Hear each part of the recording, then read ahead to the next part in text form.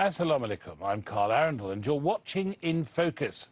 Now, this week has seen the signing in Sudan of an historic power-sharing deal between the military and the coalition of opposition groups and protesters, the civilian group known as the Forces for the Declaration of Freedom and Change, or otherwise the FFC, which is expected to usher in a new Sudan, leading the way to democratic elections within a 3-year period.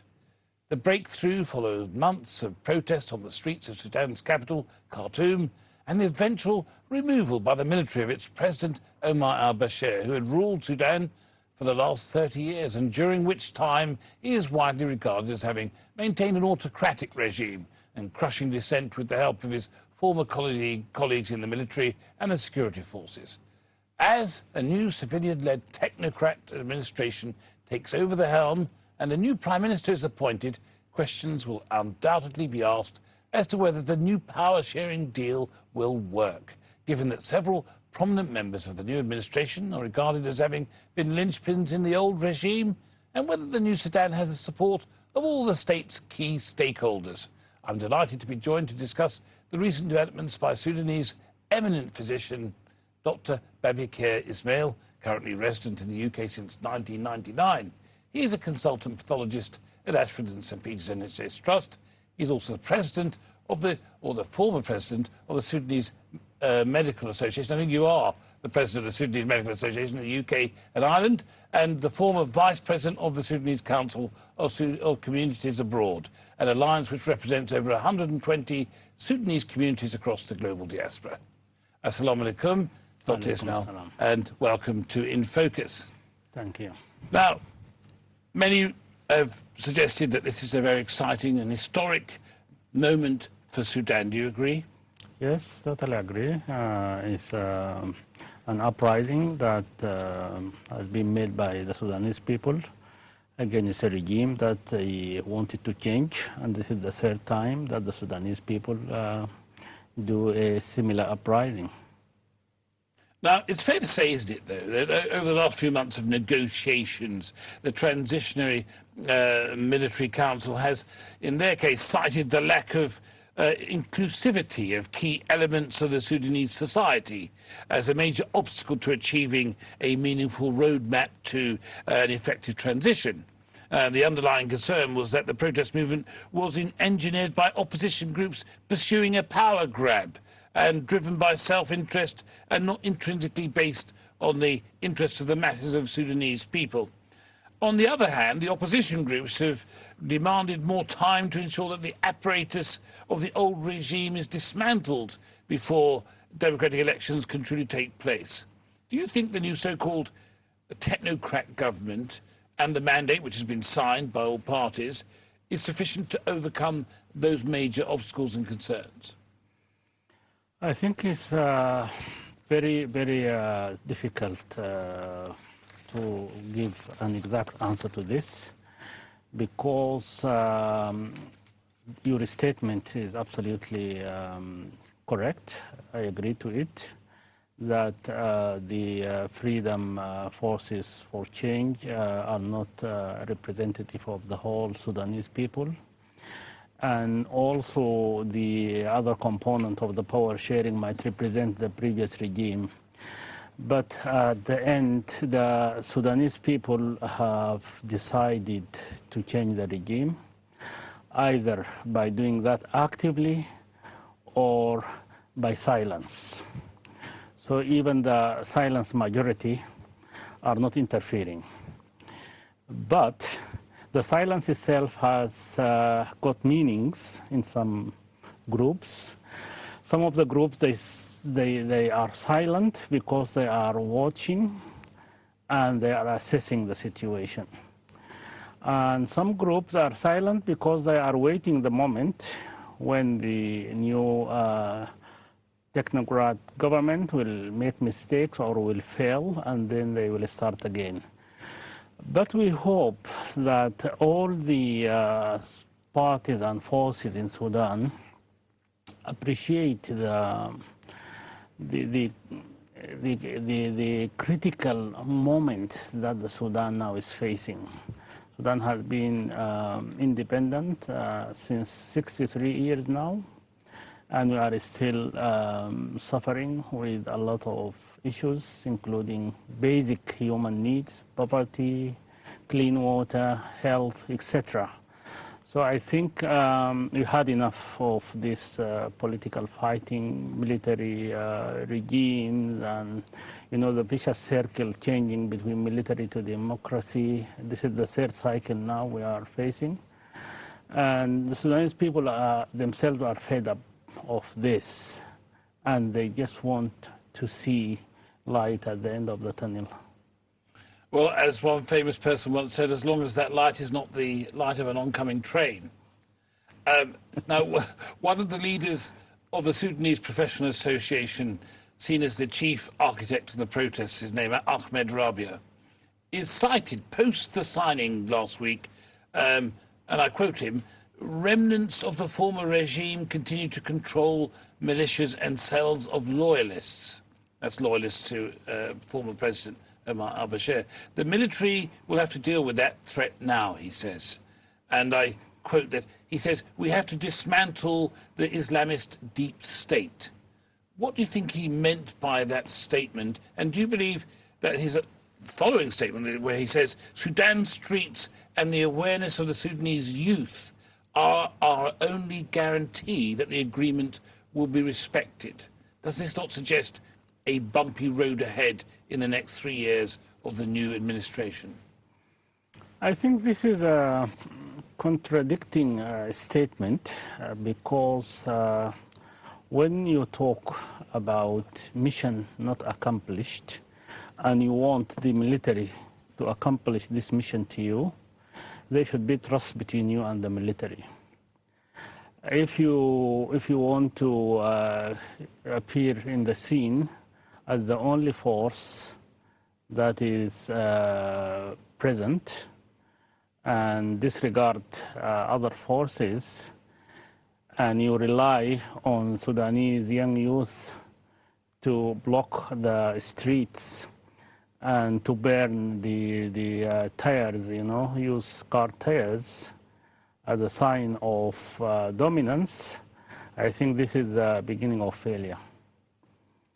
And as a leader or architect, as you have described him for the protests, he should understand that the time of revolution has now taken us to a new era, and we have to put new measurements and new device to rule this era. We are not supposed to use the same jargons and the same slogans of the revolutionary period. I think this is unhealthy to start a new era with this statement. Now, Mohammed Hamdan Dagalo, otherwise known as General Hemeti, the former deputy chairman of the Sudan's Transitionary Military Council, and now a senior new figure in the new Sovereign Council, just this week on a BBC interview suggested that many of the killings of the unarmed protesters on June the 3rd were carried out by forces loyal to Omar al-Bashir, and that they were not carried out by the Rapid Support Forces and were not responding to instructions from the military command. He went further to suggest that there was some sort of conspiracy to undermine quite deliberately the new process. And he said, while he insisted that we should await the outcome of an independent inquiry currently which is underway, who do you think he was pointing the finger at? And do you think the Rapid Support Forces, as he has argued, the army is the army of the people? He said, after all, it was the Rapid Support Services who came to the defence of the protesters and the people of Sudan. I think the Rapid Support Forces have played a major role in preventing a massacre to happen in Sudan at the end of the era of Omar al-Bashir. And also Sudanese people are grateful for General Dagalo for not listening to the instructions from Omar al-Bashir to finish the protest by military means. So he has got that credit. What happened in front of the military headquarters on the 3rd of June was a sad incident. And it seemed to many Sudanese that it wasn't clear who gave the instructions and who ordered and who commanded this incident, during which life of about 13 civilians have died. But the good news that there is an independent inquiry and many facts will be revealed. So at least now we know that the Rapid Support Forces, according to its leader, that it wasn't involved. So we will be waiting to hear about who were these loyalist groups, whether they are civilian or militia or military. I think all of the Sudanese people, and I think that's part of the agreement between the FFC and the Transitional Military Council, that there would be an independent inquiry. So I don't want to preempt this independent inquiry to talk. Well, I'm aware that you don't want to preempt anything, the result of this, but General Dagalo hinted that the killings were part of a deliberate plot by forces loyal to Omar al-Bashir. And he said that the plot was quite clearly to set up the RSF to be discredited and to put into effect what he said was a very carefully pre-planned coup. Do you accept yourself that there's integrity in Mohammed Dagalo's claim, and do you expect the inquiry itself to declare the RSF completely exonerated from any blame in the killings? Will it be politically expedient for the inquiry, as Mohammed Dagalo has suggested, to dismiss the claim that suddenly the RSF turned from protectors to killers, given the very delicate balance at the moment between the civilian and the military figures in the new administration, to suddenly point the finger at Sudan's most senior military figures? As I said, it's difficult to make any clear statement, pointing fingers.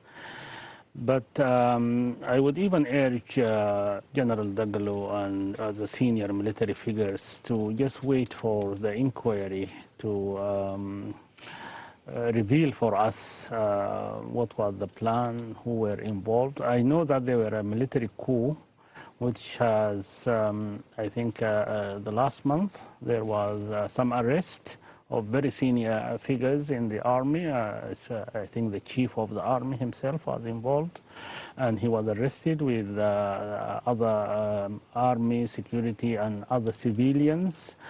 We don't know also whether there will be a trial for these people or not. It's not clear. And as you have clearly said, that the situation now is very fluid, fragile, and the most important issue is for Sudanese is to just back this newly formed government and try to move on and try to establish a new authority and try to sort the very basic problems of the Sudan that we are all suffering from at the moment.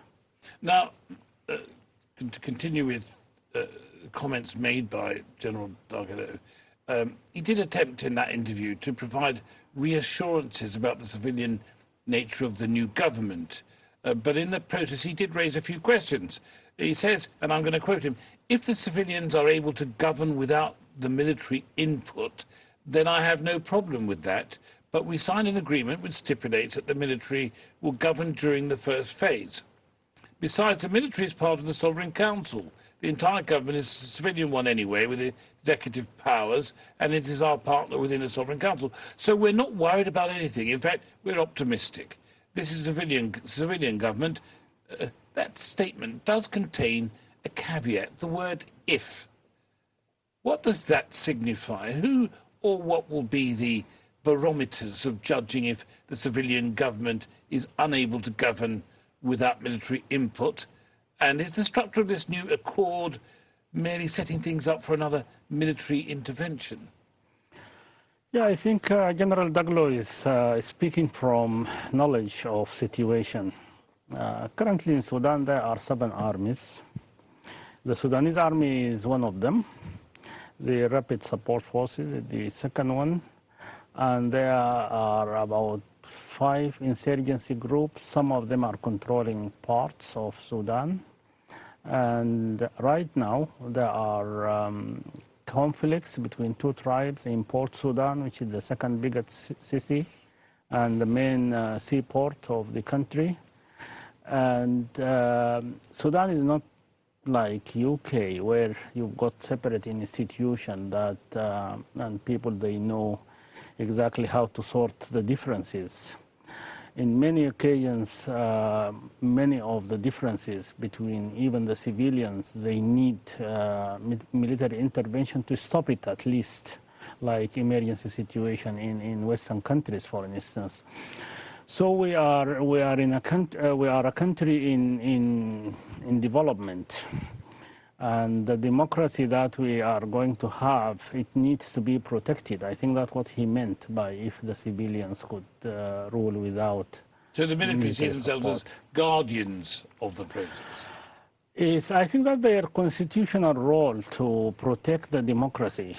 And I don't think any wise civilian government will say we don't need the military and we don't need the security, because these are components of any state.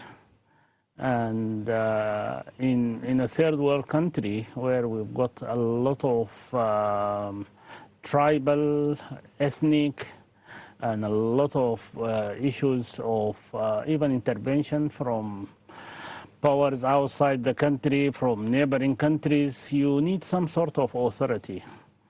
And in many cases, the authority is represented by the armed forces of the government. So it's very important that, I don't want to say that we shouldn't have a civilian rule, no. I'm totally supporting the civilian rule.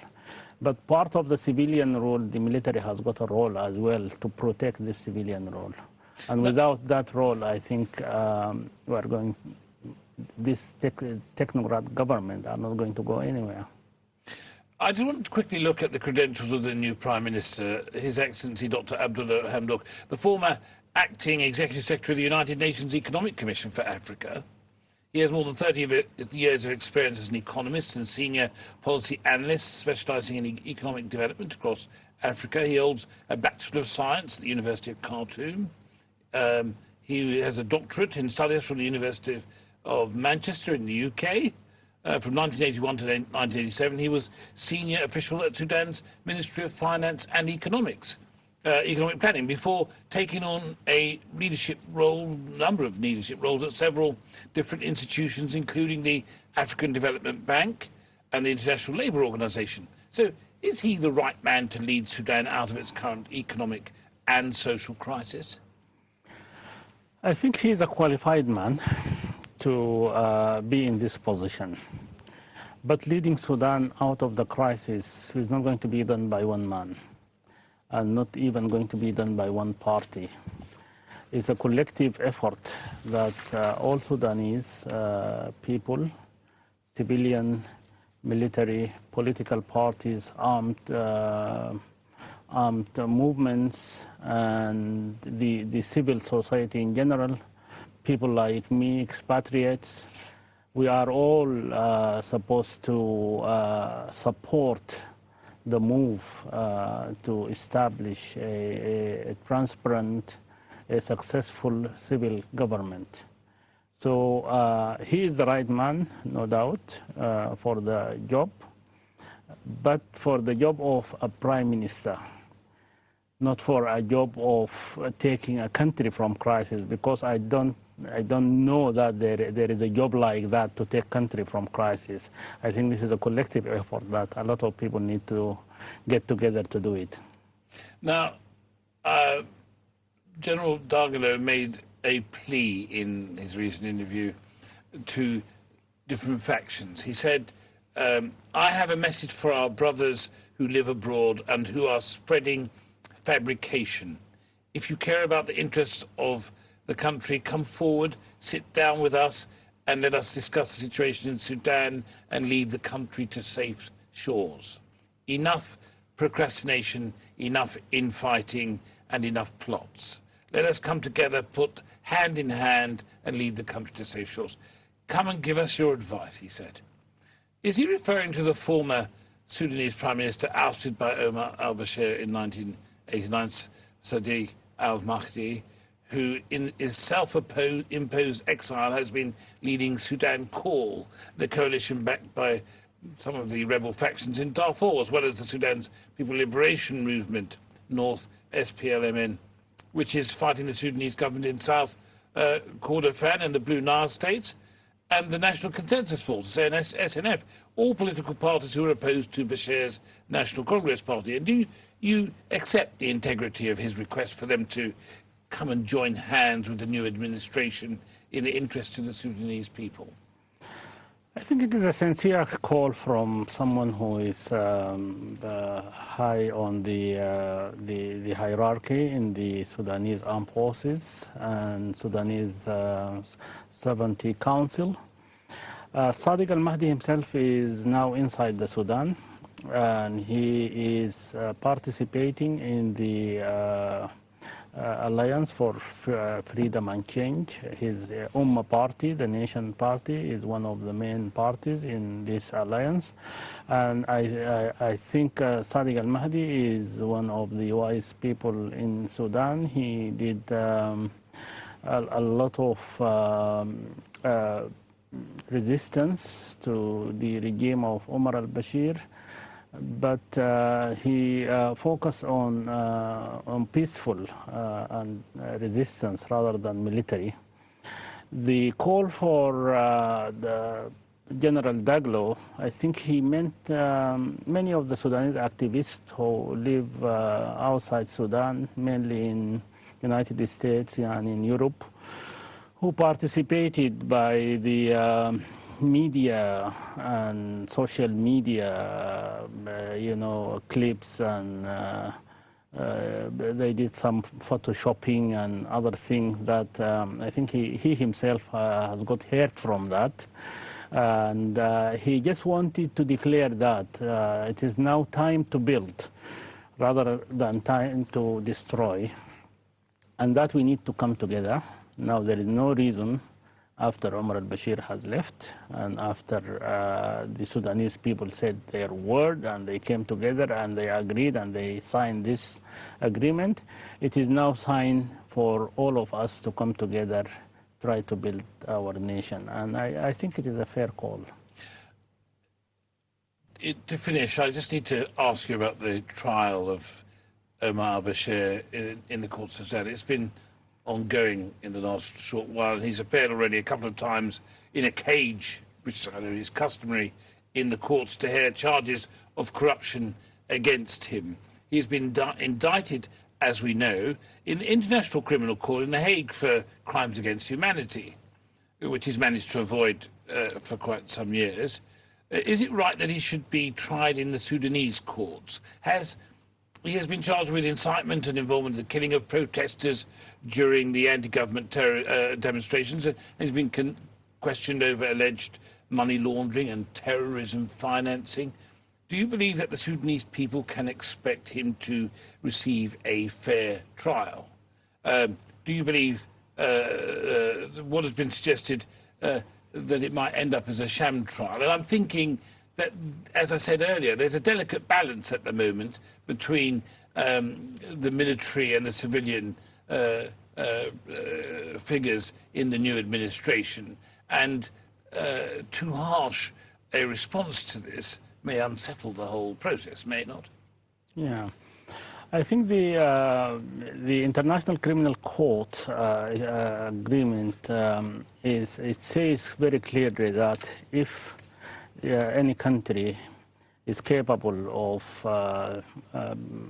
setting a fair trial to investigate the crimes against humanity and all the alleged crime that Omar al-Bashir was indicted for, then there is no reason for sending Omar al-Bashir to be trialed outside. And we as Sudanese people, we believe that we have got a good judiciary system and it is independent. And we think that Omar al-Bashir could have a fair trial inside Sudan. Omar al-Bashir has now been having a political trial, I mean, for people to demonstrate against him and topple him, although he was elected on his own terms, is a political trial against him. But to have a legal trial where you need an evidence of him participating in so and so, including the crime that you have mentioned, money laundering and the crimes against humanity, etc. This all needs an evidence and a proof. Most of these trials, even at Hague, they take several years, 5, 6, 7 years, and at the end they may clear up the person. I think it happened before. So it's not an easy journey. It's not a cup of tea just to try a president and try to find evidence of criminality in their acts. He ruled for 30 years, so you need to collect evidence 30 years back. You have to get witnesses, and I think that's going to be a century trial, and it will take very long time. But we hope that at the end, justice to prevail, and we want justice for all the victims. I mean, we do not deny that victims should not have trial. But I just want to mention about what happened in South Africa. You know, when people, yeah, exactly. I mean, that's what we need in Sudan at the moment, rather than giving trials to people, and we may end up in a new military government or a military coup as well. On that profound note, Dr. Babikir Ismail, it's been a real pleasure. Thank you so much for joining me on Islam Channel. Thank you very much.